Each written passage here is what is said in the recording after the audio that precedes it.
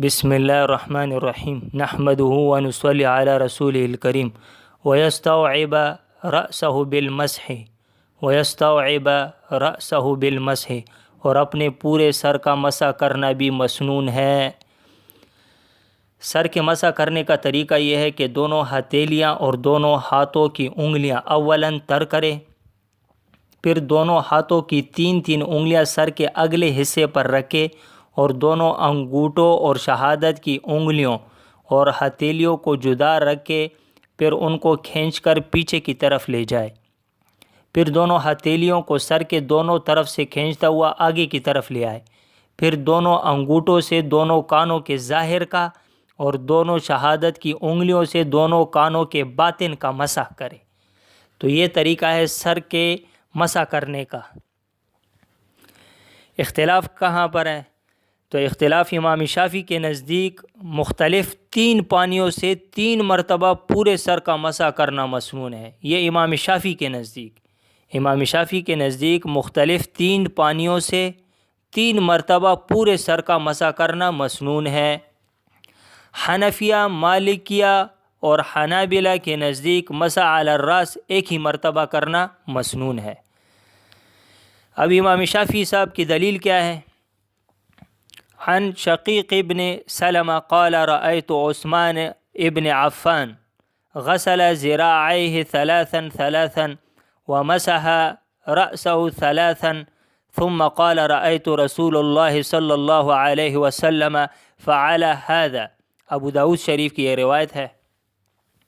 نیز عبد الرحمن بن وردان کی روایت کے الفاظ بھی اسی کی مثل ہے، وہ بھی ابو داؤد شریف کی روایت ہے۔ تو جواب میں ہم کہتے ہیں کہ امام داؤد نے حضرت عثمان رضی اللہ تعالیٰ عنہ کی جو 2 حدیثیں پیش فرمائی ہے وہ ضعیف ہے، جیسا کہ خود امام موصوف فرماتے ہیں احادیث عثمان الصحاح کلها تدل على مسح الرأس انه مرۃ۔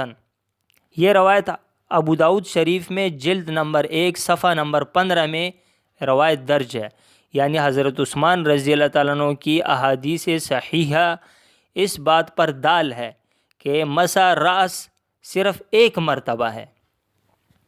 تو معلوم ہوا کہ حضرت عثمان رضی اللہ تعالیٰ عنہ کی جن 2 حدیثوں میں تثلیث مذکور ہے وہ ضعیف ہے، کیونکہ ایک سند میں عبد الرحمن بن وردان اور دوسری سند میں عامر بن شقیق ہے، اور یہ دونوں ضعیف ہے۔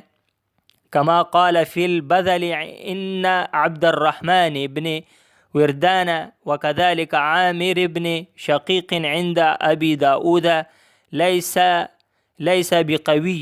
یہ بذل کی کتاب میں جلد نمبر 1 صفحہ نمبر 67 میں یہ بات مذکور ہے۔ اچھا، ائمہ ثلاثہ کی دلیل کیا ہے؟ حضرت علی رضی اللہ تعالیٰ عنہ نے وضو کیا، ومسح برأسه واحدة ثم قال هكذا تودأ رسول اللہ صلی اللہ علیہ وسلم، یعنی اپنے سر کا ایک بار مسح کیا، پھر فرمایا یہ حضور صلی اللہ علیہ وسلم کا وضو ہے۔ ابو داؤد شریف جلد نمبر 1 صفحہ نمبر 16۔ تو یہاں تک مکمل ہوا۔ تو مسنون طریقہ یہی ہے کہ اپنے پورے سر کا مسح کرنا، اپنے پورے سر کا مسح کرنا بھی مسنون ہے۔